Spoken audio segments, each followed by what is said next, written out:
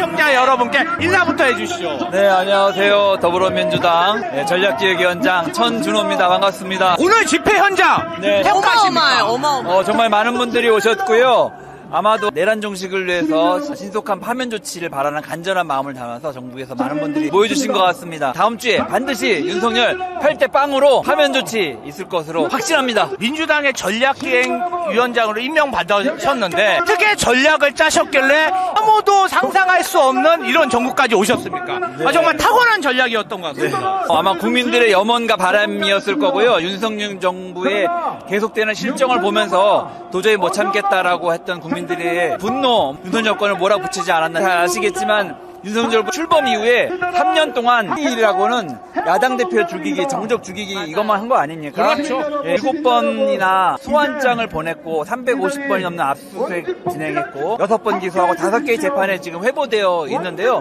계속해서 자기네들이 정치를 잘 못하니까, 국정 운영을 잘 못하니까 야당 대표 죽이기, 정적 제거하기, 그리고 이재명 대표에 대한 악마화를 계속 했던 과정들이 있었습니다. 이제 그걸 보면서 제풀에 자기가 지쳤다고 할까요?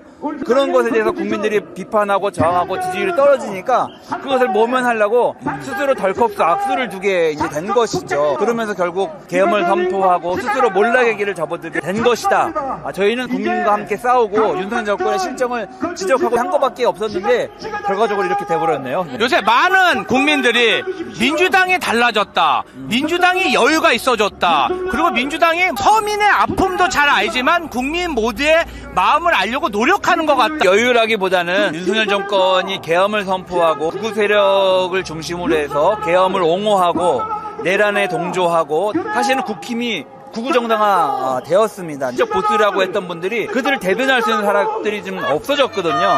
그러다 보니까 자연스럽게 민주당이 그런 합리적 보수까지를 대변해야 될 요구가 생겼습니다. 그러면서 훨씬 민주당이 좀 더 폭넓게 좀 한국 사회를 바라보고 더 많이 포괄할 수 있는 정책과 방향을 좀 갖게 된 것으로 봅니다. 대표적으로 실용 노선 이야기하는데 실용이라는 게 다른 게 아니라 때로는 진보의 정책으로 때로는 보수의 정책으로 문제 해결에 필요하다면 유연하게 그 정책을 적용하는 게 바로 실용 노선인데요. 그런 걸 통해서 지금 한국 사회가 겪고 있는 부분들을 해소하기 위한 노력들을 지금 하고 있어서 아마 그런 평가를 해주신 게 아닌가. 우리 천준호 전략기획위원장님, 이재명 대표 비서실장을 2년 정도 역임하셨고 이재명 대표에 대한 테러 암살 그런 위협이 있는데 당에서는 어떻게 지금 대비하고 있는지 궁금합니다. 윤석열 정부가 지난 3년 동안 이재명 대표를 계속 기소하고 재판에 붙이고 또 압수수색하면서 이재명 대표를 악마화하는 그런 조치들을 계속 이제 했었는데요. 결국에 그런 과정에서 이재명 대표에 대한 혐오를 증대시키고 그것이 결국엔 테러 행위로 이어지게 된 겁니다. 그런 일을 겪으면서 이재명 대표가 험난한 과정을 거쳤고 거기서 종집을 찍었어야 되는데 오히려 그 뒤에 정부의 대처 때문에 그 과정에서조차도 테러의 희생자인데 악마화하는 도구로서 그것을 이용했던 것입니다. 이런 윤석열 정부가 정말 악랄하고 치열하게 이재명 대표에 대한 혐오를 조정하고 왔었는데 최근의 상황이 어려워지니까 이재명 대표를 제거하는 것이 최종적인 목표인 것처럼 보이는 상황입니다. 그제도 이재명 대표를 테러하겠다라고 하는 문자가 전달되어서 저희가 상당히 긴장을 하고 있는 상황인데 신학대학교의 교수는 맞아요. 자기 페이스북에 네. 그 테러 계획에 성공했으면 좋겠다는 맞아요. 이야기를 하고 네. 세계로교회 손현보 목사는 과거에 설교를 하면서 이재명을 제거해야 한다, 이재명 죽여야 한다는 이야기를 선동까지 했던 그런 전례가 있었고 그 세력들이 지금 내란을 동조하고 윤석열을 옹호하는 집회를 이끌고 있는 세력들입니다.